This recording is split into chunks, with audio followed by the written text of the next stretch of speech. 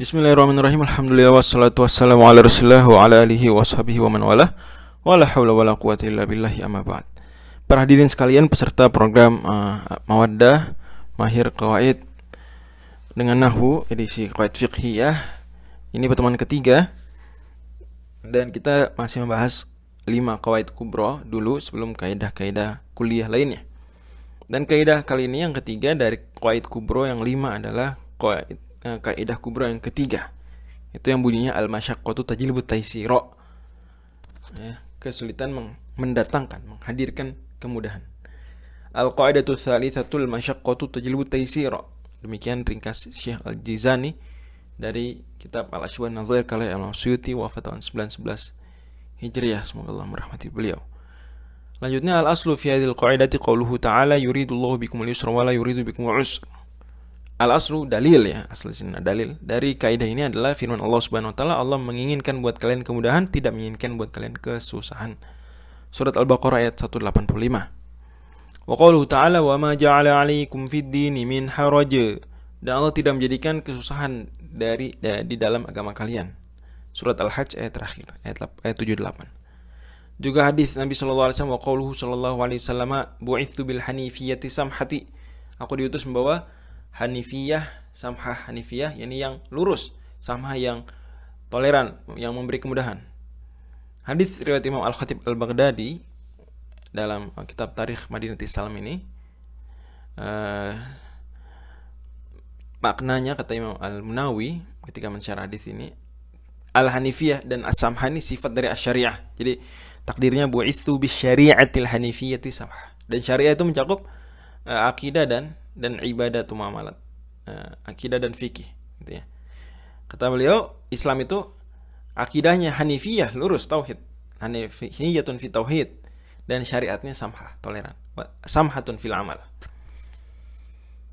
Kata beliau lagi, qala ulama'u yatakharaju ala hadhil qaidati jami'u rukhasi syar'i wa takhfifatuhu. Kata para ulama, bisa diekstrak, keluarkan dari kaidah ini seluruh kompensasi syariat dan keringanannya. Wa alam anna asbab at-takhfifi fil ibadati wa ghairiha sab'atun. Ketahuilah bahwa sebab-sebab peringanan dalam ibadah dan selain ibadah itu ada 7. Al-awwalu safaru. Yang pertama safar, pergi jauh. Wa rukhasu thamaniyatun. Dan rukhsah-rukhsahnya ada 8. Terbatas dia, 8 saja. Itu apa? Al-qasru, qasar salat dari 4 rakaat jadi 2. Wal fitru, buka puasa jadi enggak wajib berpuasa. Wal mashu aktsara min yaumin wa lailatin. Dan mengusap sepatu, ya, lebih dari sehari semalam. Artinya sebagaimana hadis riwayat Abu Daud, ya, dan lain-lain, kalau orang itu di rumah, dia tidak sedang safar, dia boleh wudunya itu tidak membasuh kaki tapi hanya mengusap sepatu dengan syarat, ya, syarat yang dijelaskan dalam fikih lah, bukan di sini tempat merincinya. Intinya kalau sedang tidak safar, dia deadline-nya atau masanya hanya 1 kali 24 jam, sehari semalam. Tapi kalau sedang safar, maka 3 hari 3 malam. Wa tarkul jumu'ati, dan meninggalkan salat Jumat. Jadi kalau safar tuh enggak wajib salat Jumat. Wa aklul maitati, dan makan bangkai. Kalau enggak ada makanan halal boleh makan bangkai. Ini sebetulnya dalam mazhab Syafi'i dia terbatas dalam safar. Ya. Kenapa safar? Karena umumnya safar itu yang susah nyari makan selain makanan halal. Adapun kalau tidak safar maka bisa ngemis, bisa minta. Ya, tentu nih safar di sini sebagaimana kata Imam Al-Bujairami, itu istilah safar tidak safar ini umumnya saja, ghalib, ya. Dan kaidah fikih disebutkan Imam Ibnu Subki dalam Asbab Nadhair juga, an-nadirullah hukmalahu, sesuatu yang langka tidak diberi hukum, enggak ada hukumnya. Itu kan mungkin ada yang bilang, tapi bisa aja sedang di rumah tidak sedang safar tapi enggak ada makanan apa-apa, harus makan bangkai. Tapi langka kan, itu punya tangga, bisa minta, bisa ngemis, bisa, susah, nggak kebayang, ya. Gimana? Langka lah, maka tidak diberi hukum. Tetap itu khusus safar. Tapi lagi-lagi hukum dominannya.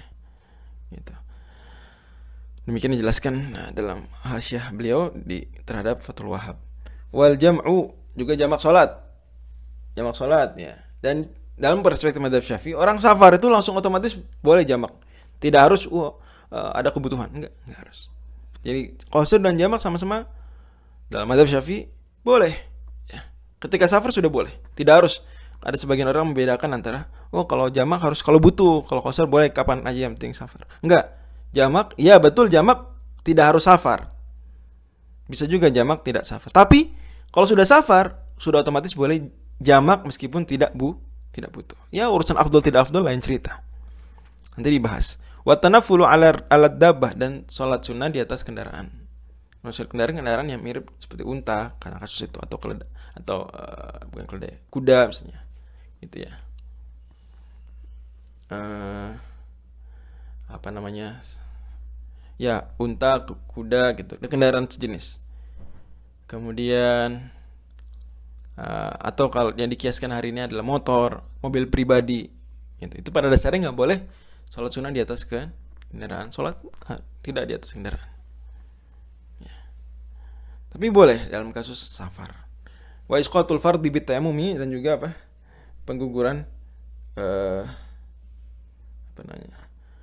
pengguguran kewajiban mengulang sholat wajib ya dalam kasus tayamum. Jadi dalam mazhab Syafi'i, orang kalau tidak sedang safar di rumahnya ya, kemudian dia nggak nemu air, itu ketika saya tayamum deh karena nggak ada air nih, maka dia harus qadha nanti tuh.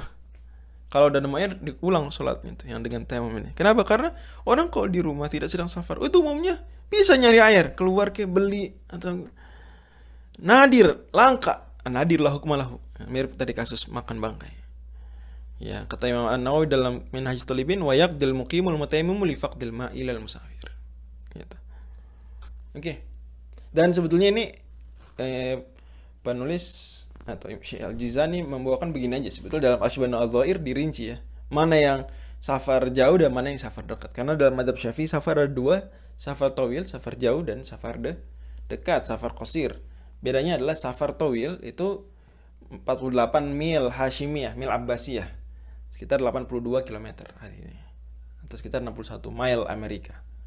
Mile hari ini kita bilang mile. Adapun safar qorib itu patokannya adalah sampai dia nggak dengar lagi azan Jumat.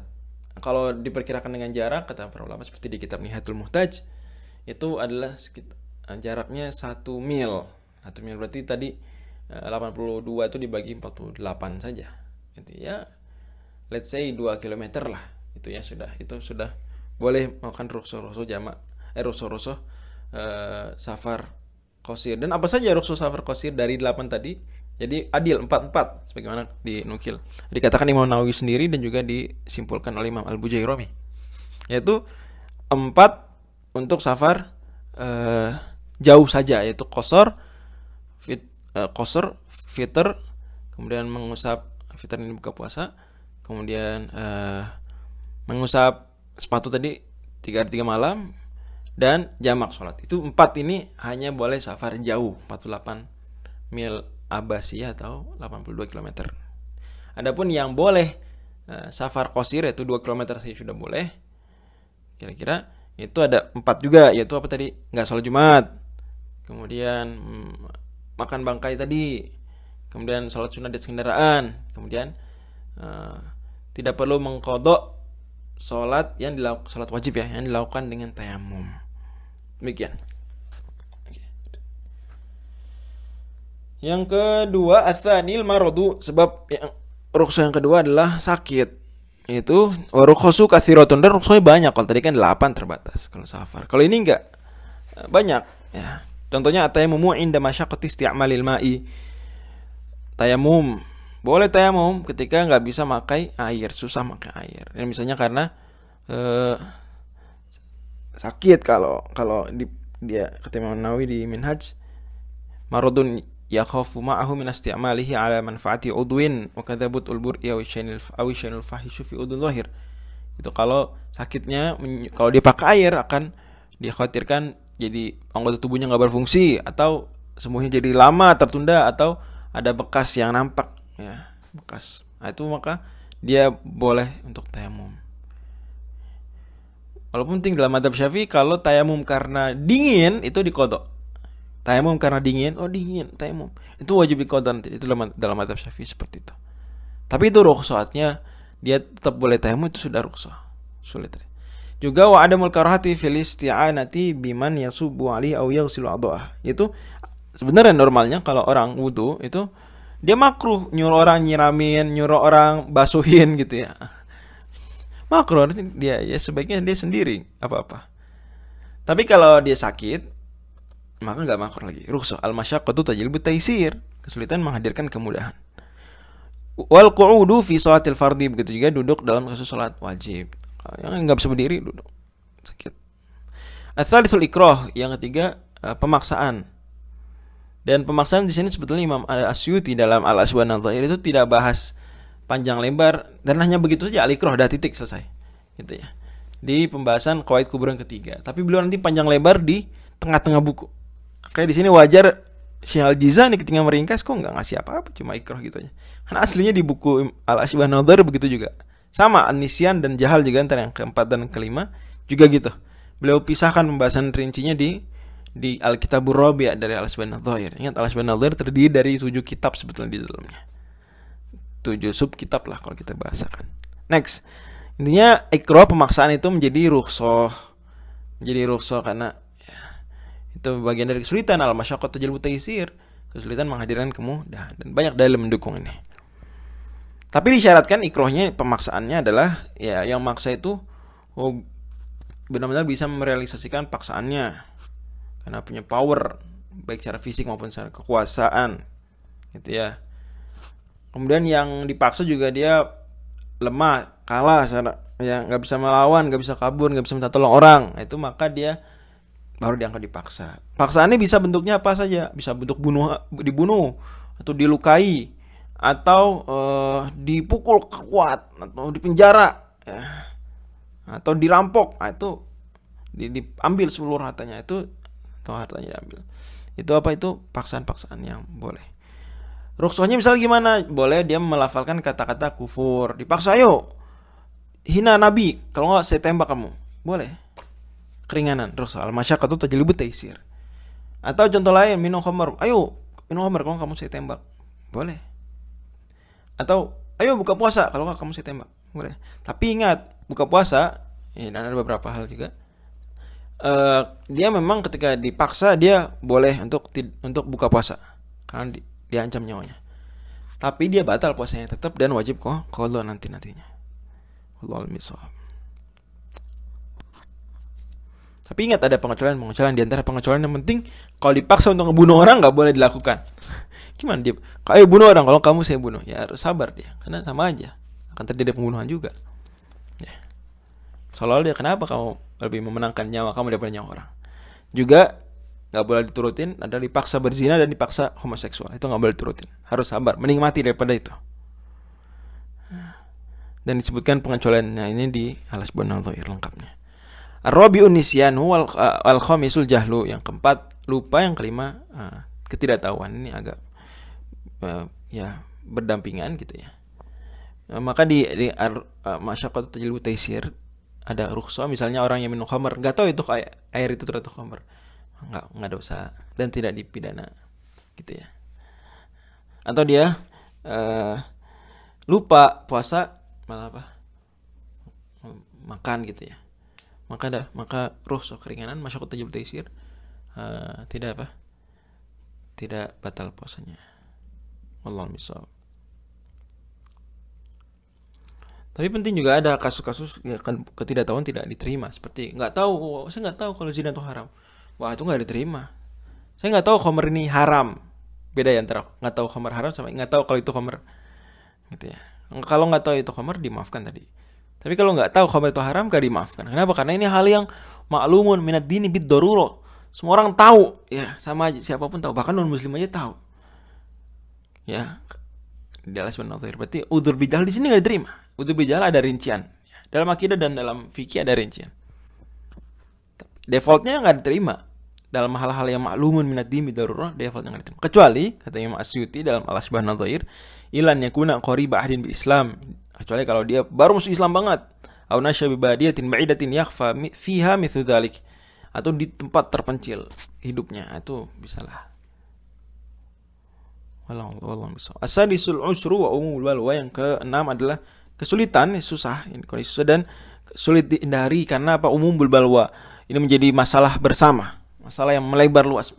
Ya, sudah menjadi problem global gitu ya, problem yang meluas di satu tempat. Contoh kasolati ma najasatil ma'fuwi anha kadamil quruhi wad damamili wal baraghithi wal qaihi was sadidi. Seperti orang sholat itu tapi di badannya atau di bajunya ada najis yang dimaafkan. Ada najis sih tapi dimaafkan. Misalnya darah dari kuruh, luka, damamil, seperti semacam bisul atau jenisnya. Wal baroghith, binatang kecil, kutu atau jenisnya. Kemudian anak, koi atau sodid, busukan darah, ya, koreng atau yang masih basah itu kan najis karena darah, najis dong. Tapi dimaafkan karena sulit dihindari dan umum bahwa ya itu masalah bersama orang banyak. Ya. Begitu juga waqali lidamil ajnabiyyi, sedikit darah orang, jadi kecipratan darah orang itu misalnya dia, tapi sedikit dimaafkan, nggak apa-apa. Padahal darah najis sebetulnya, gitu ya, tapi dimaafkan. Waktu ini syari'i juga tanah jalanan, sebenarnya tanah jalanan bisa aja mengandung najis, tapi dimaafkan. Wa athari najasatin asra zawaluhu, begitu juga bekas najis yang, nggak susah dihilangin, nah itu dimaafkan. Wa dzarqit tuyuri idza amma fil masajid wal mataf, begitu juga kotoran burung ketika sudah jadi masalah di masjid dan di tempat tawaf itu. Dalam mazhab Syafi'i kotoran burung najis, tapi dimaafkan kalau sudah menjadi umumul balwa. Ya masalah besar gitu, sulit dihindari maka dimaafkan. Wa may yusibul habba fid dawsi min rawthil baqri wa baulihi. Begitu juga dalam pembajakan, pokoknya ngurus sawah, ada kotoran sapi nimpa biji-bijian beras atau jenisnya atau mohon maaf air seninya, maka dimaafkan. Juga najis yang kelihatan, malidrikut torf, nggak kelihatan, atau hewan-hewan yang kecil, ya itu najis tapi dimaafkan. Ya, cicak mati menimpa masuk ke air, dimaafkan, maka gitu. Rahmatullah. As-sababu sabi'u an-naqsu, sebab ke-7 adalah naqs, kekurangan. Kekurangan dia termasuk, kata beliau, fa innahu naun masyaqqah, termasuk jenis kesulitan juga. Kenapa? Idzin nufusu majbulatun ala hubbil kamali. Karena jiwa tuh suka sempurna. Maka ketika kurang, enggak nyampe sempurna, itu sebenarnya dia sulit bagi jiwa. Nah, itu maka dianggap masyaqqah. Fa nasabu takhfifu fit taklifati, maka cocok dikasih keringanan dalam beban-beban atau tugas-tugas syariat. Tapi ingat nih, kekurangan di sini enggak harus kurang dalam semua sisi atau kurang negatif, enggak, bisa jadi kurangnya ya memang hikmah Allah atau kurang dari satu sisi tapi sempurna dan atau lebih di sisi yang lain. Ini jangan suudzon di bidang sini ya. Pada akhirnya Allah Subhanahu wa taala Al-Hakim, enggak ada yang lebih bijaksana dari Allah. Pada akhirnya Allah Ar-Rahim, enggak ada yang lebih sayang daripada Allah. Pada akhirnya Allah Al-Alim Al-Khabir, enggak ada yang lebih tahu daripada Allah. Kata beliau, fa min dzalika adamu taklifi sabiyyin wa majnun. Contohnya tidak ada pembebanan syariat praktis, ya tidak ada terhadap anak kecil dan orang gila. Kenapa? Karena naqas, ada kekurangan. Akhirnya dia dikasih keringanan ya. Wa adamu taklifin nisa'i bi katsirin mimma yajibu 'ala rijali kal jama'ati wal jumu'ati wal jihadi wal jizyati. Tambahan dalam Asbab an-Nadhair ada tambahan wal jizyati wa tahmul aqli. Dan wa ibahati lubsil hariri wa huliyyi dhahabi. Gitu. Kata Imam Asyuti atau ringkasannya, termasuk contohnya adalah tidak dibebaninya perempuan dengan beberapa hal yang dibebani terhadap laki-laki, karena perempuan di satu sisi kurang dari laki-laki, sebagaimana laki-laki juga di satu sisi kurang dari perempuan, gitu ya. Seperti misalnya laki-laki wajib sholat jamaah, ya dalam mazhab Syafi'i sholat jamaah fardu kifayah, wajib juga kan, walaupun tidak fardu ain. Perempuan enggak sholat Jumat, jihad, gitu ya. Ada tambahan dalam kitab Al-Asbab an-Nadhair, bayar jizyah, perempuan enggak wajib. Ikut menanggung diat dalam kasus pembunuhan tidak sengaja misalnya, perempuan nggak wajib. Atau sebaliknya, justru ada hal yang perempuan diistimewakan, seperti boleh pakai sutra, boleh pakai perhiasan emas gitu, dan seterusnya. Lanjut, wa hadhihi fawaidu muhimmatun nakhtimu bihal kalama ala hadhil qaidati. Dan berikut adalah faedah-faedah penting, kita tutup pembicaraan tentang kaidah ini dengannya. Al-ula fi dhabtil masyaqqil muqtadiyati litakhfifi. Barometer, tentang barometer yang pertama ya. Kesulitan yang berkonsekuensi terhadap peringanan. Al-masyaqqu ala qismaini, kesulitan ada dua macam. Masyaqqatun la tanfaqu anhal ibadatu ghaliban, kesulitan yang umumnya ibadah enggak akan terhindar dari hal ini, dari kesulitan ini, seperti kamasyaqqatil bardi fil wudu'i wal ghusli, seperti kesulitan dingin saat wudu dan mandi, itu memang enggak bisa dihindari umumnya. Wa masyaqqati shaumi fi syiddatil harri wa tulin nahari, sulitnya puasa di siang yang terik, panas, dan siang yang panjang di musim panas, misalnya summer. Wa masyaqqati safari lati lan fikaka lil haji wal jihadi anha, atau sulitnya perjalanan yang memang mestilah dalam haji, dalam jihad, gimana? Safar. Wa masyaqqati alamil hududi wa rajmi zunati wa qatl junati, dan juga sulitnya sakit pidana dalam kasus perajaman orang yang berzina, akramakumullah, semoga Allah jaga kita, dan kisos terhadap orang yang membunuh, itu kan sakit. Tapi ini umumnya tidak mungkin tidak ada. Fala athara li hadhihi fi isqatil ibadati fi kulli awqat, maka tidak ada efek bagi kesulitan seperti ini dalam pengguguran ibadah atau pengguguran hukum-hukum tadi di setiap waktu. Jadi nggak bisa kita bilang al-masyaqqatu tajlibu taysir, maka nggak wajib haji karena haji safar. Ya enggak lah, ya haji yang safar memang ada sulitan, tapi itu memang begitu, tidak bisa tidak, ya maka tidak gugur kewajiban hajinya karena itu. Wa amal masyaqqatu lati tanfaqu anha ibadatu ghaliban fa ala maratiba, adapun kesulitan yang umumnya ibadah tuh ya terlepas darinya, tidak ada itu umumnya. Maka dia ada tingkatan-tingkatannya. Misalnya al-ula masyaqqatun 'azimatun fadihatun, kesulitan yang besar, fadihatun arti memberatkan. Kama syaqatil khawfi 'ala nufusi wal atrafi wa manafi'il a'dha'i, seperti kesulitan takut, khawatir mengganggu, menghilangkan nyawa, atau menghilangkan, memotong tubuh, atau kehilangan fungsi anggota tubuh. Fahiya mujibatun litakhfifi wa tarkhis qat'an, maka kesulitan yang seperti ini mengharuskan adanya peringanan, ada rukhsah, pasti itu. Ya, seperti tadi kasus-kasus yang disebutkan. Li'anna hifdhan nufusi wal atrafi liiqamati masalihid dini aula min ta'ridi halil fawati fi ibadatin aw ibadatin yafutu biha amsaluha.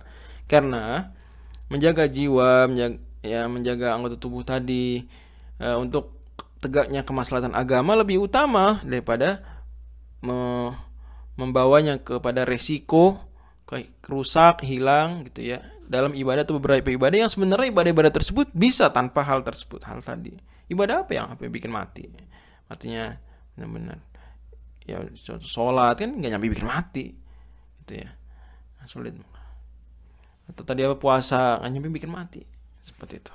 Maka ketika orang dipaksa, ayo makan nih, kalau nggak kamu saya tembak mati, itu kan berarti kan ada kesulitan ya, maka dimaafkan. Atau misalnya dalam kasus tadi dia mau wudu, tapi kalau wudu nih maka akan mati dia karena dia luka parah, ya maka kayak gini ada rukhsah, nggak perlu wudu, tayamum saja, contoh seperti hadis Bukhari Muslim.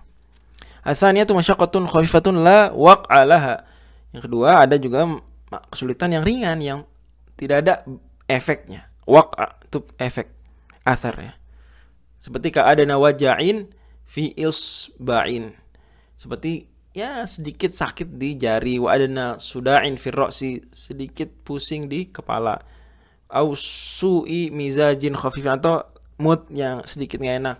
Fadila atharullah, maka yang seperti ini enggak bisa gitu, aduh lagi sedikit sakit di jari jadi enggak wajib salat. Enggak gitulah, enggak wajib puasa, enggak. Karena masyaqqah khafifah la waq'alaha. Fadila wal iltifat ilaihi, tidak perlu dipikirkan, tidak memberikan pengaruh pada pengguguran hukum atau kecuali ana taksila masalihil ibadati aula min daf'i mithli hadhil masalati allati la athar laha, karena menghasilkan masalah dari ibadah tersebut lebih utama daripada menghindarkan mafsadah yang ringan ini. Ats-tsalitsatu mutawassitatun baina hatainil martabataini, famadana minal martabatil ulya aw jabat takhfifa aw minad dunya lam yujibhu kahumma khafifatin wa waja'id dorsil yasiri. Yang ketiga adalah yang tengah-tengah antara dua tingkatan tadi ya. Maka kalau agak-agak ke atas mendekati tingkat pertama, maka berarti harus ada rukhsah. Kalau yang agak ke bawah gitu ya, lebih dekat ke bawah, maka berarti tidak ada rukhsah. Seperti contoh yang nggak ada rukhsah adalah demam ringan atau sakit gigi yang ringan, itu enggak.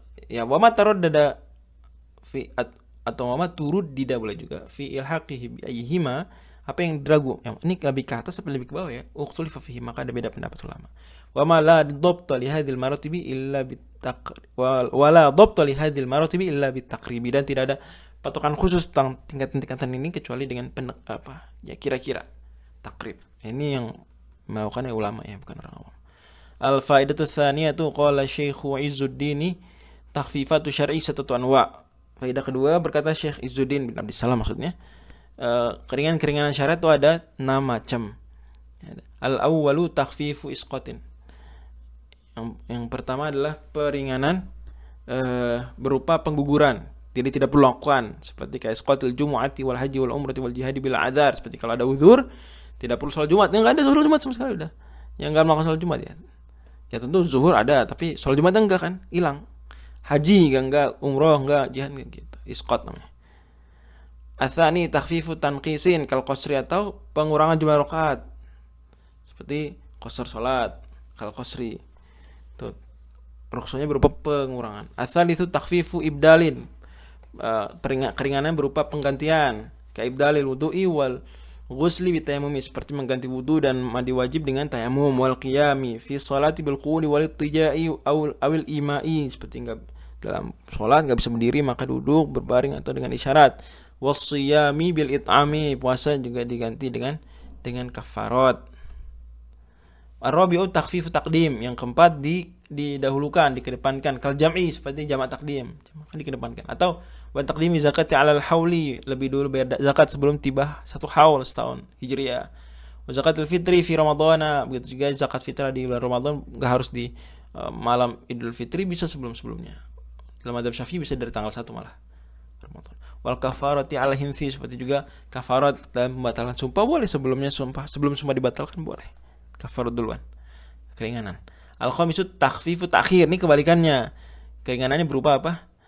Boleh diundur, seperti jamak takhir maksudnya. Kal jam'i wa ta'khir ramadhana lil maridi wal musafiri, atau mengundur pengerjaan puasa wajib, puasa Ramadan kasus orang sakit dan musafir, boleh ditunda nanti, qada nanti aja. Wa ta'khir sholati fi haqqi mushtaghilin bi inqadhi ghariqin aw nahwihi min al-a'dzaril atiyati, atau orang menunda salat karena sibuk ngurus menyelamatkan orang yang tenggelam atau sejenisnya dari udzur-udzur yang ada. As-sadisu takhfifu tarkhisin, yang ke-6 adalah keringanan sifatnya apa? Pemberian kompensasi, pemberian rukhsah, kaswatil mustajmiri. Ya itu normal, cuma ya aturan kelihatan normal, enggak ada pengurangan, enggak ada penggantian, tapi sebetulnya ada keringanan di situ, ada pemakluman. Misalnya salat orang yang istijmar itu mohon maaf, ceboknya tidak dengan air tapi dengan batu atau tisu. Sebenarnya kan mau nggak mau ya mesti kita bisa bayangkan ada bekas-bekas najis itu sedikit ya. Kalau cuma pakai tisu tapi tidak pakai air, tapi salatnya sah tetap. Keringanan. Ma baqiyatin najwi, padahal ada bekas-bekas najwi itu. Bekas cebok akramullah. Wa syurbil khamri lil ghassati, atau minum khamar ketika keselak boleh. Wa akli an-najasati lit-tadawi, atau makan najis untuk berobat kalau enggak ada lagi solusi kecuali najis ini ya, seperti kasus beberapa hal zaman modern, maka boleh keringanan tarkhis tuh. Wa nabidhalika, pembolehan, sifatnya pembolehan dan sejenisnya. Wastadrakal alaiyu sabian, Imam al-Ala'i ulama Syafi'i ya, setelah Imam Izzuddin Abdussalam menulis buku qawaid fikih juga, beliau bilang wa huwa takhfifu taghyirin, beliau istadraka, menambahkan, ada yang kurang nih, ngasih yang ketujuh itu apa? Pengubahan. Kata ghiri nazmis salati fil khauf, seperti pengubahan tata cara pengerjaan salat khauf ketika perang. Oke. Lanjut kata penulis lagi Syekh Jinzani, al-faidatu tsalitsatu rukhsu aqsamun. Rukhsah ada macam-macam jenis. Mayajibu fi'luha, rukhsah yang wajib dikerjakan, ka aklil maitati lil mutarri, seperti makan bangkai bagi orang yang terdesak, wajib tuh. Lagi safar gak ada makanan, makan bangkai wajib, malah kalau dia enggak malah dosa, enggak mau. Wal fitru liman khafal halaka bi ghalabatil ju'i wal atshi wa in kana muqiman sahihan, dan untuk dan boleh buka puasa bagi orang yang khawatir mati ya, karena sangat lapar dan sangat haus, meskipun dia tidak sedang safar dan dia sehat gitu ya. Untuk kasus buka puasa itu ya. Buka puasa ketika khawatir mati. Wa isaghatil ghassati bil khamri, atau juga keselak menghilangkannya dengan khamar. Itu wajib hukumnya. Rukhsah tapi wajib, menariknya. Wa ma yundabu, ada rukhsah tapi sunnah, seperti kalau qasr fi safar, qasr dalam salat ketika di safar itu sunnah. Wal fitri liman yashuqqu 'alaihi shaum fi safar aw maradin, atau bagi orang yang susah akan merasa kesulitan ketika safar atau sakit untuk berpuasa, maka disunahkan untuk dibatalkan. Wal ibradi bil zuhri, ibrad itu nunda salat zuhur entaran dikit, karena salat zuhur kan ke masjid, kemudian kalau tengah siang banget waktu awal zuhur itu sangat panas, maka boleh ditunda, ibrad namanya itu, sampai dingin. Wan nadharil maktubati, begitu juga termasuk rukhsah, bahkan sunnah, rukhsahnya sunnah, melihat ke perempuan yang mau dilamar. Ya, nazar itu istilahnya. Tadinya nggak boleh melihat wajah perempuan. Perempuan juga memperhatikan wajah laki-laki nggak boleh. Tanpa hajah nggak boleh. Kata Imam Nawawi dalam Minhaj, wa nadharu ilaiha wa nadharuha ilaihi ka huwa ilaiha. Hukum perempuan melihat wajah laki-laki sama seperti hukum laki-laki melihat wajah perempuan. Nggak boleh kalau nggak ada kebutuhan. Tapi nazar kebutuhan rukhsah. Malah sunnah hukumnya. Wa ma yubahu kasalami, begitu juga ada juga rukhsah yang mubah, seperti jual beli salam. Wa mal aula tarkuha, jual beli salam itu rukhsah ya, karena duitnya malah duluan, barangnya entar. Kan menyimpang dari kaidah dasar jual beli, tapi mubah, ini rukhsah, keringanan. Wa mal aula tarkuha, ada juga rukhsah yang lebih khilaful aula istilahnya. Lebih utama ditinggalkan. Sekal masih al-khufi, seperti mengusap sepatu tuh, al-khuf itu sebenarnya sebaiknya nggak dilakukan, tapi rukhsah boleh, nggak dosa, tapi khilaful aula. Khilaful aula tuh istilah hukum dalam mazhab Syafi'i antara makruh dan mubah, khilaful aula namanya. Wal jam'i wal fitri liman la yatadarraru, dan juga menjamak salat bagi orang yang nggak butuh, itu khilaful aula. Ya, tapi boleh, meskipun nggak butuh boleh ketika udah safar, tapi khilaful aula. Yang lebih utama tidak dilakukan. Atau buka puasa bagi yang tidak merasa terganggu, boleh, dia wah sehat walafiat kuat, safar dia. Malah safar mungkin enak, naik pesawat sebentar lagi, adem tidur. Tapi ya boleh-boleh saja. Cuma khilaful aula. Ya tidak dosa, maksudnya boleh tidak dosa, tapi khilaful aula antara mubah dan makruh. Wa tayammum liman wajadal ma'a yuba'u bi aktsara min thamanil mithli wa huwa qadirun alai. Juga seperti tayamum bagi orang yang menemukan air dijual, dengan harga yang lebih tinggi dari harga wajar, padahal dia mampu belinya. Jadi kalau kita lagi safar kemudian gak ada air, gak ada air nih, tapi ada air nih di seseorang, dia punya air atau warung, tapi dia jual airnya dengan harga sangat mahal karena tahu mungkin orang-orang butuh. Mas, ini sebotol berapa? Ini 1 liter. Wah, ini mas 500.000. Wah, kan mahal banget tuh, gak wajar. Maka itu gak wajib kita beli. Kita boleh tayamum tuh, gak apa-apa kayak gitu. Meskipun pada ada air, kami kan dijual dengan harga sangat tinggi, harga di atas thamanil misl, boleh kita wudu aja. Nah itu tayamum. Dan kalau kita mampu sebetulnya kan bisa aja kita beli 500.000, apa sih, nanti bisa wudu, tapi nggak wajib. Nah tapi kalau kita milih tayamum padahal kita mampu beli, itu khilaful aula. Itu khilaful aula, lebih utama ditinggalkan, lebih utama tidak diambil rukhsahnya, itu maksudnya. Wa ma yukrahu fi al-wa, ada juga rukhsah yang makruh, kal qasri fi aqalla min 3 marahila, seperti qasar di lebih sedikit daripada 3 marhalah. 3 marhalah itu adalah 48 tambah 24. 48 tambah 20 24 52 72 mil Hashimiyah, mil Abbasiyah ya. Itu makruh. Kita kalau qasar itu sudah boleh kan? Itu sudah safar tawil, sudah safar jarak jauh, tadi sudah disinggung. Cuma menurut mazhab Hanafi itu masih belum boleh qasar. Nah, agar keluar dari perselisihan terhadap mereka dan kaidahnya al-khuruj minal khilafi mustahab, keluar dari kontroversi ulama itu dianjurkan, maka kita makruh qasar ketika jaraknya cuma 82 saja.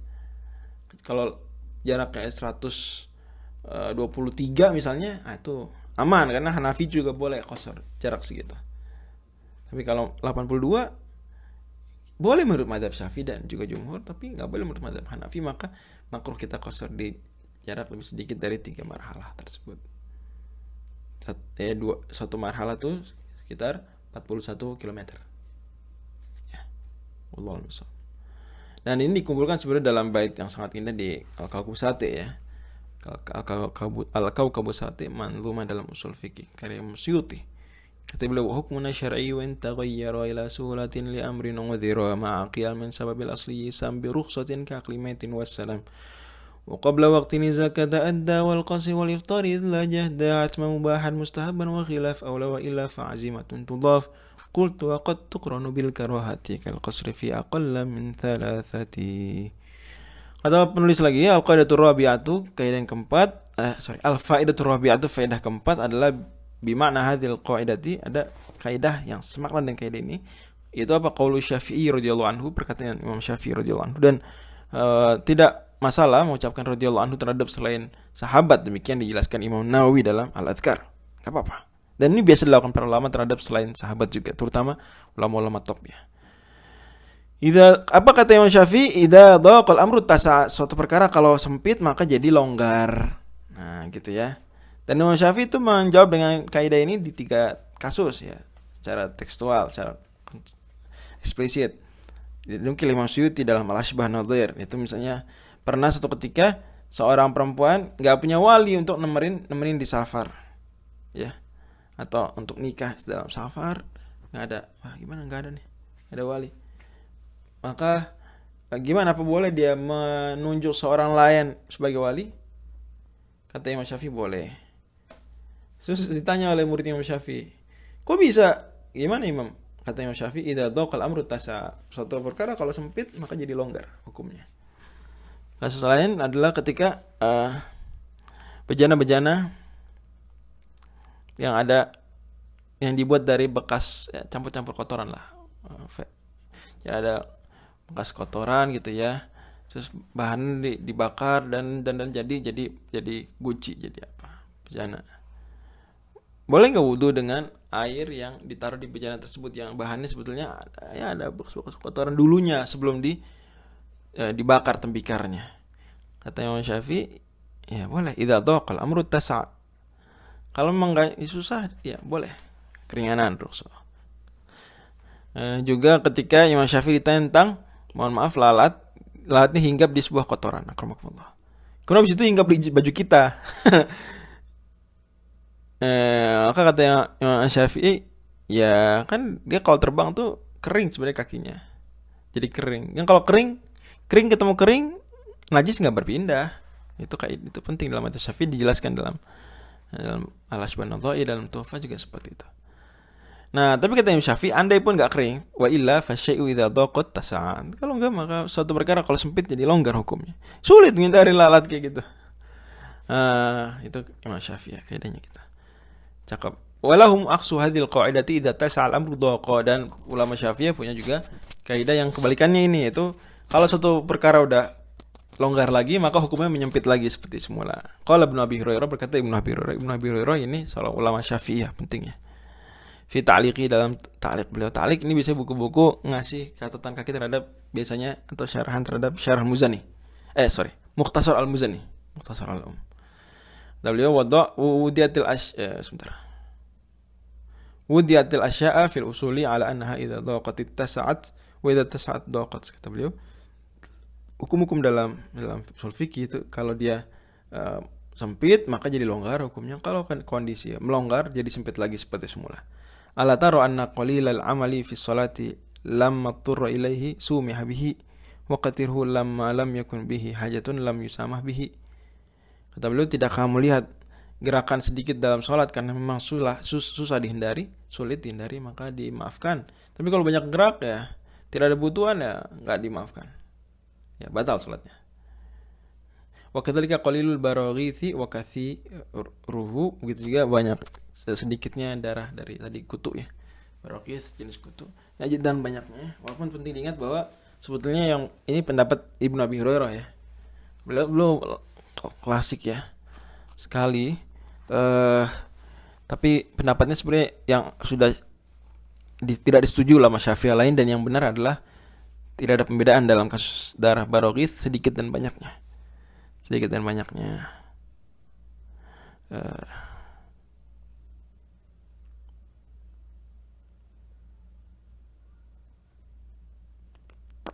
Oke.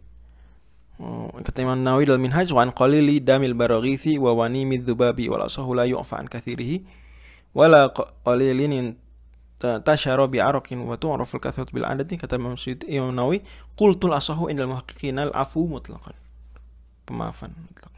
Wallahu a'lam bishawab. Tapi setidaknya menurut sebagian ulama ya itu tadi dibedakan antara banyak atau sedikitnya. Wallahu a'lam bishawab. Wa jama'al Ghazali fil ihya'i bainal qa'idataini fit ta'akkusi biqauli kullu ma tajawaza an haddihi in akasa ila dhiddihi. Kullu ma tajawaza an haddihi akasa ila dhiddihi. Kata Imam Ghazali dalam kitab Ihya Ulumuddin, beliau kumpulkan dua kaidah ini saling berlawanan gitu, fit ta'akkus, saling bercermin.